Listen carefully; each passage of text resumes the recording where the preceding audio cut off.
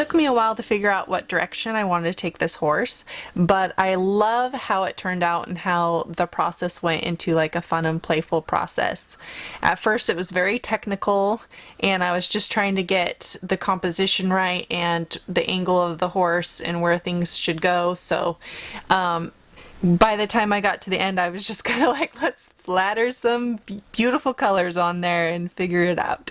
So anyways, it was really fun to paint, and if you guys want to learn more about how to paint and get weekly art lessons, go ahead and click right here, and they're going to help you become a better artist. You also get the color mixing videos for these colors, and you get the reference photo to help you paint along with me. And then you can watch more videos, and I will see you in my next video. Bye!